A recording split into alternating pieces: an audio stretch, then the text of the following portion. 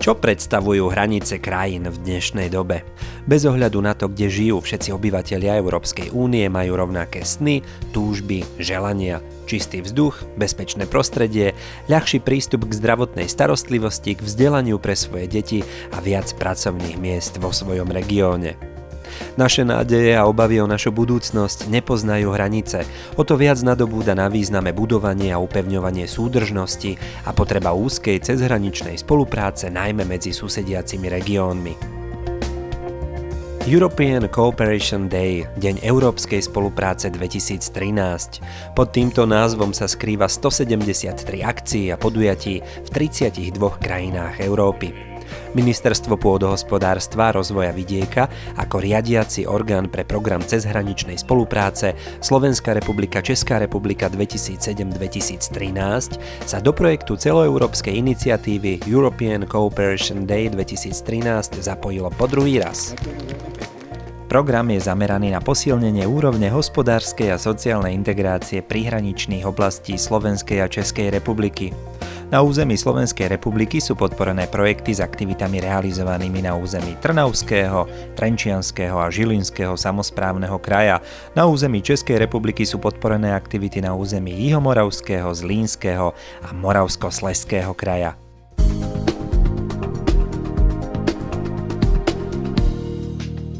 Seriál aktivít ECD 2013 odštartoval 13. septembra seminár pre stredoškolákov v meste Kroměříž, ktorý organizačne zastrešilo Ministerstvo pro místní rozvoj Českej republiky. Součástí Evropských dnů 2013 bylo setkání studentů na téma přeshraniční spolupráce. Hlavním cílem tohoto setkání bylo studenty seznámit s pojmem přeshraniční spolupráce. Snažili jsme se jim takovou populární formou vysvětlit historii a důvody vzniku přeshraniční spolupráce v západní Evropě, později ve střední a východní Evropě. Účastníci seminára s radou študentov 3. a 4. ročníka stredných škôl v regióne si so sebou odniesli základné informácie o projektoch cezhraničnej spolupráce. Vzhľadom na to, že v súčasnosti je pripravené ďalšie 7-ročné obdobie trvania tohto programu, dá sa predpokladať, že aj tento seminár im pomôže zorientovať sa pri výbere ďalšieho štúdia alebo povolania, či pri voľbe aktivít, v ktorých nájdu títo mladí ľudia možnosť vlastnej sebarealizácie.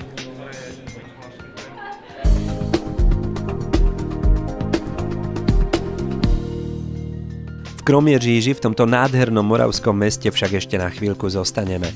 Program aktivít European Cooperation Day 2013 práve tu pokračoval výročnou konferenciou k operačnému programu cezhraničnej spolupráce Slovenská republika Česká republika 2007-2013.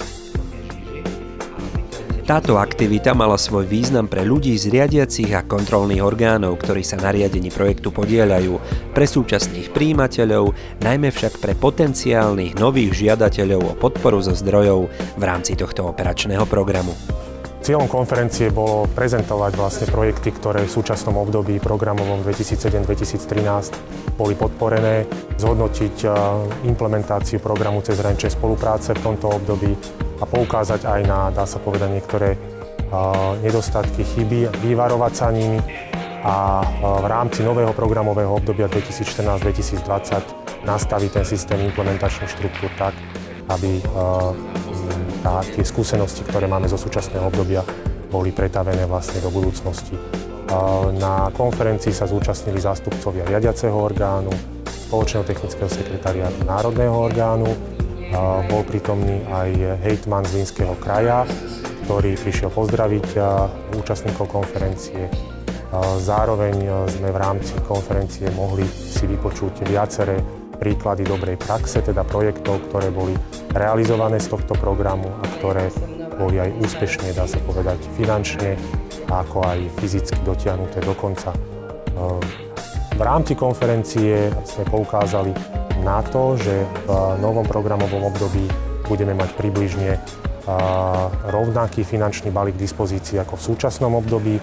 Snažíme sa, aby tento finančný rámec bol rozdelený na jednotlivé priority a tematické ciele tak, aby Tie, ktoré sú najviac podporované v súčasnosti, to znamená doprava, životné prostredie, cestovný ruch, boli opäť podporené v maximálnej miere. Existujú už konkrétne projektové zámery, ktoré sú z hľadiska jednotlivých krajov pripravované momentálne a budú v rámci dopravnej infraštruktúry potom financované v novom období.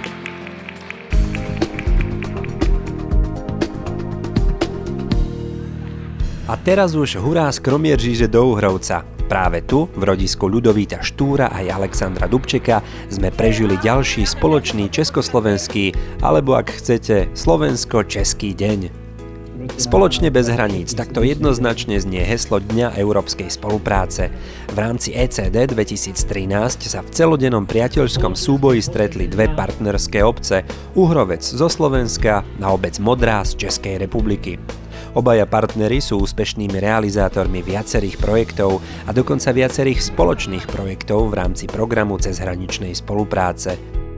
Obec Uhrovec vypracovala niekoľko projektov, pričom financie na ich realizáciu získala z grantových programov jednotlivých ministerstiev a zo štrukturálnych fondov Európskej únie.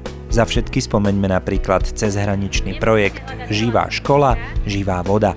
V okolí školy a telocvične vybudovali náučný chodník, v rámci ktorého boli rekultivované trávnaté plochy a vysadené 4 výučbové biotopy. V rámci ďalších prác boli dodané a osadené parkové lavičky, drevené informačné tabule, drevené plastiky k jednotlivým biotopom. Práve 28.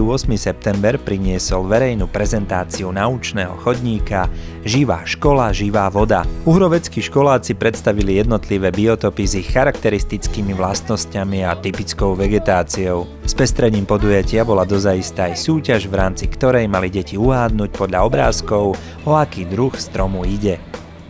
Účastníci Dňa európskej spolupráce mali zároveň možnosť zoznámiť sa s informačnými aktivitami cezhraničnej spolupráce obcí Uhrovec a Modrá spoločne bez hraníc prostredníctvom samostatného informačného stánku a množstva propagačných materiálov.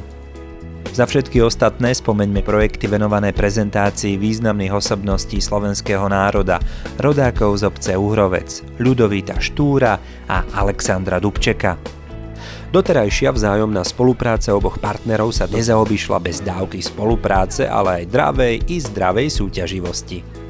Za hojnej účasti a ešte hojnejšej podpory domácich i hostí z Česka zápolili družstva Uhrovca a Modrej vo varení gulášu, v príprave miestnych kulinárskych špecialít či v pečení najchutnejšieho koláča cezhraničnej spolupráce.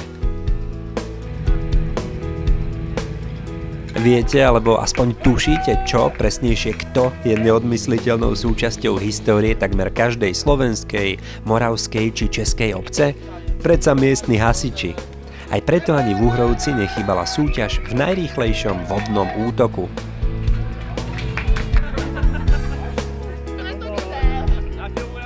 Nuž a aký, že by to bol slávnostný deň bez futbalu.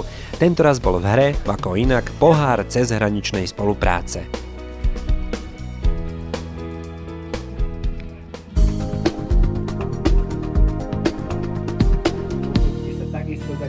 Dychová hudba Hradišťanka, mažoretky, detský folklórny súbor Modřánek a Uhrovčan, country skupina Dostavník, cymbálovka Uhrovčan, Dolňáci z Modré či bánovskí heligonkári.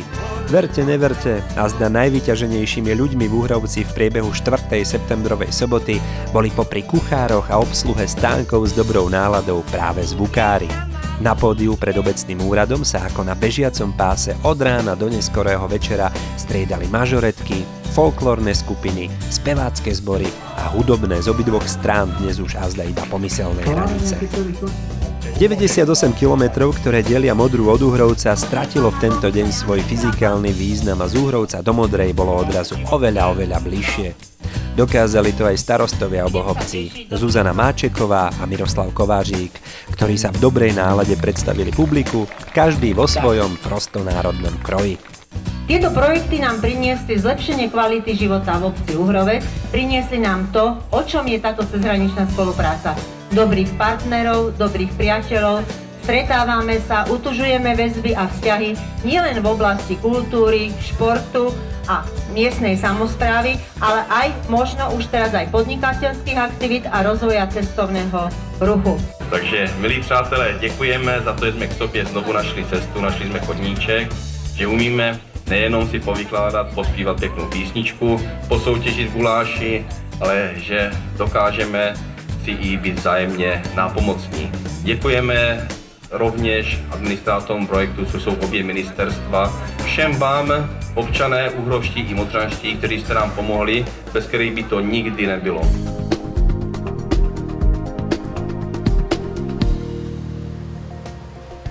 Poďme teraz naskok do Bratislavy. Práve tu v Poluse sme navštívili posledné z podujatí European Cooperation Day 2013, interaktívnu prezentáciu jedného z realizovaných projektov určenú pre žiakov základných škôl, ale aj pre širokú verejnosť. Projekt Obloha na dlani bol v rámci cezhraničnej spolupráce podporený ako príklad novej inovatívnej formy vzdelávania detí na základných školách.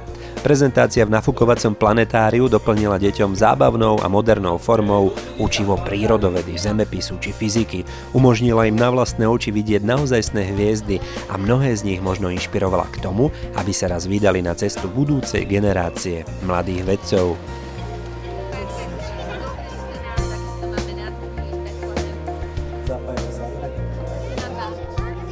Dodajme, že akcii v Poluse predchádzala vedomostná súťaž na Facebooku a na náročné vedomostné otázky odpovedali školáci aj priamo na pódiu. Odmena bola nielen sladká, ale aj užitočná.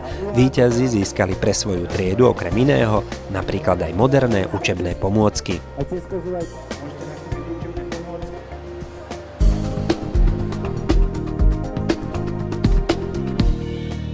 Čo dodať? Deň európskej spolupráce 2013 splnil svoje poslanie. Aj vďaka týmto aktivitám majú k sebe regióny z celej Európy o čosi bližšie. Všetci máme predsa rovnaké sny, túžby a želania. Naše nádeje a obavy o našu budúcnosť nepoznajú hranice. A tak spoločne bez hraníc a dovidenia o rok, priatelia.